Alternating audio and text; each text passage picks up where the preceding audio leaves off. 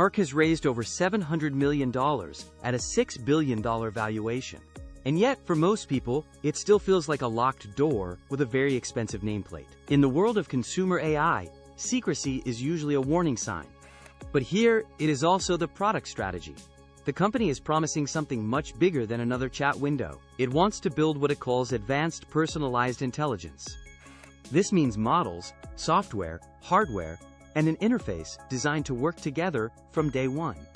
That matters because the current AI experience is oddly primitive. We have models that can reason, but we still mostly access them through a blank rectangle and a blinking cursor. So the real story is not whether Hark has money. Clearly, it does. The story is whether this company has found the interface that finally lets AI leave the chat box without becoming another expensive gadget with a dramatic launch video and a returns problem. Brett Adcock's background is what makes Hark more interesting than the average stealth AI startup. This is not a founder who saw a chatbot demo last week and decided to add AI to a pitch deck. The pattern of his work goes back years. Vettery used software to match people with jobs. Archer tried to rethink urban mobility with electric aircraft. Figure is building general-purpose humanoid robots, which is a literal attempt to put intelligence into the physical world. And then comes Hark, which turns that same instinct inward. What if the next thing to automate is not the factory floor or the city commute, but the tiny daily circus of screens, apps, and half-finished digital errands? That is why the word memory matters. A personal AI without memory is just a very polite intern with amnesia. It might be helpful, but it is not transformative.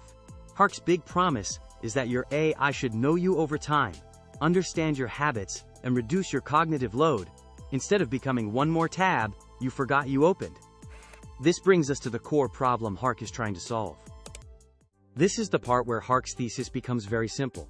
The app economy trained us all to behave like tiny, unpaid system administrators. We install, update, authenticate, switch, compare, copy, paste, search, forget, and then reopen, pretending this is productivity. Rabbit made a similar argument with the R1, describing a future where I could operate across apps. Humane tried to replace the smartphone entirely with its wearable AI pin.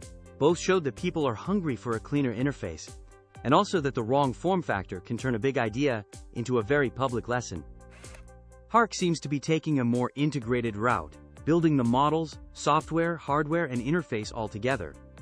That approach is expensive, slow, and risky. But it is also how you avoid shipping a clever demo trapped inside a bad object. In other words, Hark is not just asking if AI can answer. It is asking if AI can act, remember, and fit into daily life without making us feel like we have adopted a needy little gadget. This ambition is reflected in their strategic partners.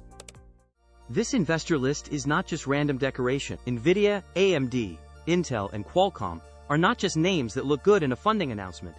They sit at the heart of the supply chain, compute stack, and device ecosystem that a full-stack AI hardware company will eventually need. Salesforce adds enterprise context, while Ark and Brookfield add future-facing capital and infrastructure thinking. Parkway led the round, and they already have a relationship with Adcock through his other company Figure. Then there is the design side. It has been reported that Hark brought in a former Apple designer to help shape the product experience. That is not a minor detail. In AI hardware, the model gets the attention, but the object is what earns trust.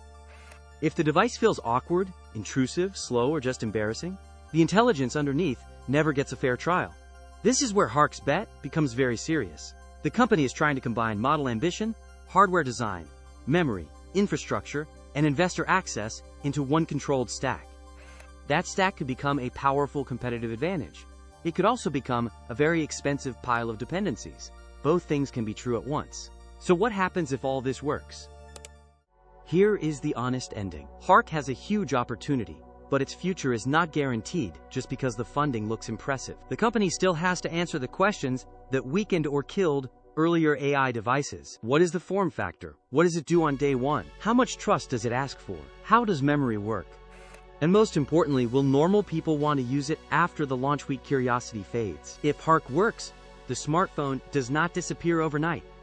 That is not how consumer behavior changes. But the phone may become less central. The first sign will be subtle: fewer app openings, fewer searches, and fewer moments where we serve the machine instead of the other way around. If it fails, it will not be because the idea was silly. The idea is almost inevitable. It will fail if the product is too early, too vague, too invasive, or too magical in the demo and too ordinary in your hand. That is the undercurrent here.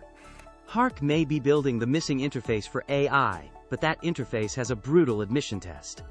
It has to feel less like technology and more like relief. If this kind of deeper business story is your thing, like the video and subscribe to Business Undercurrent. We follow the money, but more importantly, we follow the pattern hiding underneath it.